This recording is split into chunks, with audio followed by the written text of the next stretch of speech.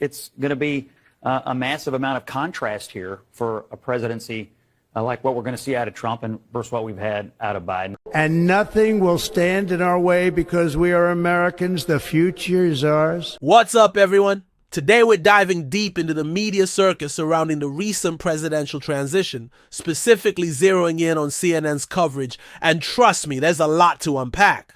We're not just rehashing what you've already seen. We're cutting through the noise to expose the hypocrisy that's been brewing for far too long. Look, we all know the mainstream media has its biases, but what we've seen recently from CNN is beyond the pale. His whole family?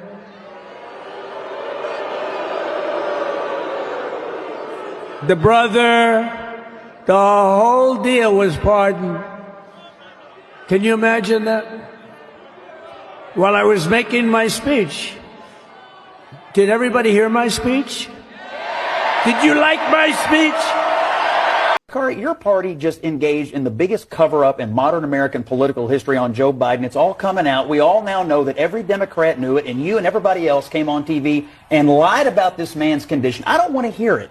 I don't want to hear it. Well, the Biden cover-up is the worst thing we've seen in this country in your or my lifetime. First of all, in political misinformation. That is hyperbolic. And it is not. It's not only hyperbolic, but it's actually incorrect. It's like they've thrown all pretense of objectivity out the window and are now just running a 24/7 anti-Trump infomercial. The level of meltdown is frankly astounding. They're still trying to paint Biden as some sort of hero, even after all the cracks we've seen in his presidency. And yes, I mean, I wish I hadn't been around the president. I wish I would have known that he was not in the condition that he was. Do you not have a television and eyes and ears? First of all, I didn't see it until the debate. We work on TV. He's on TV all the time. But you also just want to sit here and say that is the biggest whatever of misinformation we've seen, the biggest cover-up, the most hyperbolic and sensationalized incident that we've had in American political history in you and ours generation or lifetime. Sign dozens of executive orders and executive actions about energy and the border and discriminating against transgender people and making it easier to fire federal workers and stopping the ban on TikTok, even though that ban is actually law and executive orders can't supersede the law. Former House Speaker John. And for people who don't know what an oligarchy is, it is the idea of wealthy individuals, often business owners, in the private sector who essentially have control over the government as a result of their wealth. And that's what the president was warning of. I just want to throw out another way of looking at this, and the way that I think people on the right are looking at this, as a way of Trump celebrating American ingenuity, entrepreneurship, technological dominance, because the truth is, when it comes to tech companies in the world, American companies are the ones that are dominating the industry. So we see Mark Zuckerberg on the left there with the curly hair, CEO of Meta. Tim Cook, his face is blocked, but he has the white hair, CEO of Apple. Jeff Bezos on the right there, the bald gentleman looking to his right, CEO of Amazon. The gentleman behind Mark Zuckerberg is Sundar Pichai. He's the CEO of Google. And Anderson, between those four people, plus Elon Musk, from Twitter or X, those five people that I just mentioned, the four in the photograph and also Elon Musk, control so much of the information that we receive.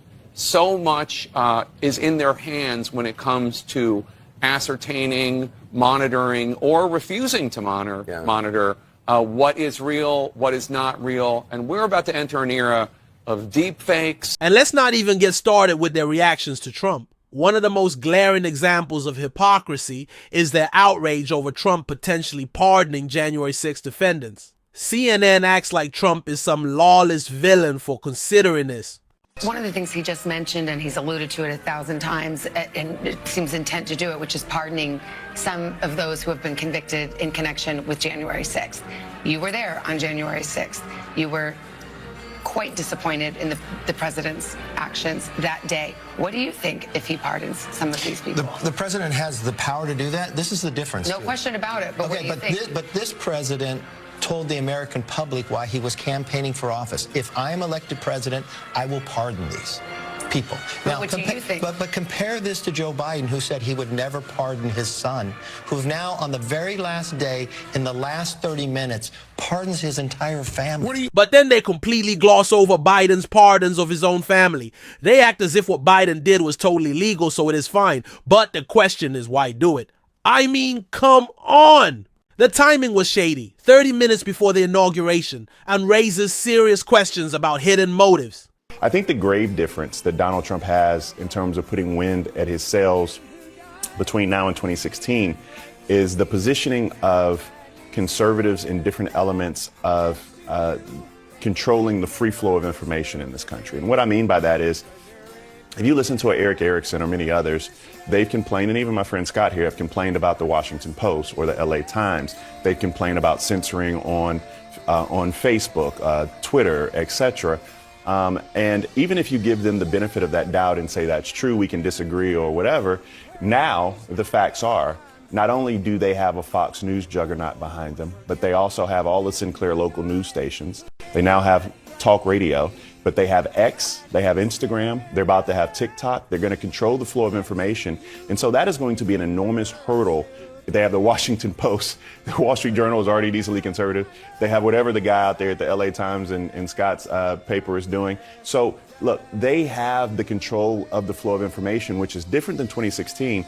That's going to be intriguing in terms of the way Americans receive what's happening in D.C. If we're going to talk about potential abuses of power, let's be consistent. The fact that news anchors act as if they know what is going on and what the president should do with pardons is honestly a weird position to take. Then there's the whole narrative about oligarchies. CNN is going wild about Trump being buddies with tech billionaires, calling it a threat to democracy. It's wild that they are acting as if they own the tech companies. However, aren't these the same companies that CNN has relied on for distribution of their content and that have given them influence for years? Suddenly they're the bad guys? This looks like a coordinated campaign to paint Trump as a puppet of the elite while ignoring the fact that the left also relies on similar tech support.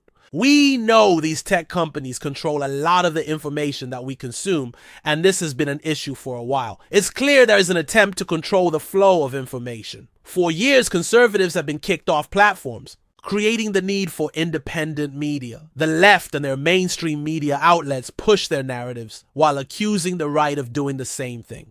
So the difference between the left and the right as it relates to censorship and the free flow of information is this. We're not interested in controlling things for the purpose of pushing narratives. We're interested in the free flow of information for the purpose of defending free speech and allowing people to have full access to everything. The great complaint of conservatives over the years has been that the American people worldwide, have had restrictions put on what they were allowed to see, what they were allowed to know, and that narratives were more important than facts. And one of the reasons he won this election, Donald Trump, is because we got out of the narrative business in this country and we got into the information business. Remember, conservatives believe in free speech and full access to information. We are not pushing narratives, but simply giving the people the information they'll need to make their own decisions. I believe that this played a big role in Trump's win. What gets me the most is CNN acting as if the American people are stupid. They keep saying we didn't know what we were voting for. We knew everything. CNN's idea of analysis is just a repetition of the same talking points. Trump is bad. Trump is evil. Trump is going to destroy America. It's exhausting, it's lazy, and it's insulting to the viewers. What do you make of that decision for him to make those pardons and to do it now? Terrible, terrible. Think about what everybody else had gone through. Why pardon your family? It makes no sense to me. Why pardon January 6th from the idea of the elected officials? All it does is put a cloud over that you did something wrong. These people didn't ask for it, but you must know something that other people do not. And why do you wait to 30 minutes before? Why did you tell the American public you would never pardon your son, and you do it? Now, the difference here is whether you agree or disagree about what President Trump's going to do, He told the American public ahead of time.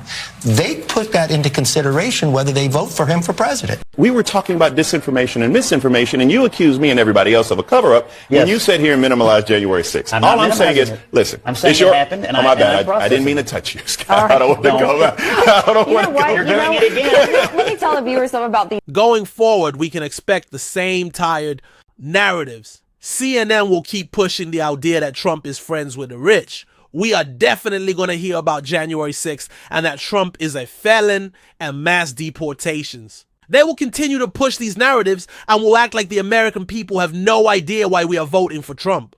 We need to be aware of these things and make sure we do our own research, question everything, and don't fall for their biased rhetoric. It's time to stop falling for these media games. What do you guys think about this? Let me know in the comments below. Make sure to subscribe for more uncensored commentary and hit that like button if you enjoyed this. Thanks for tuning in, and I'll catch you on the next Black Coffee.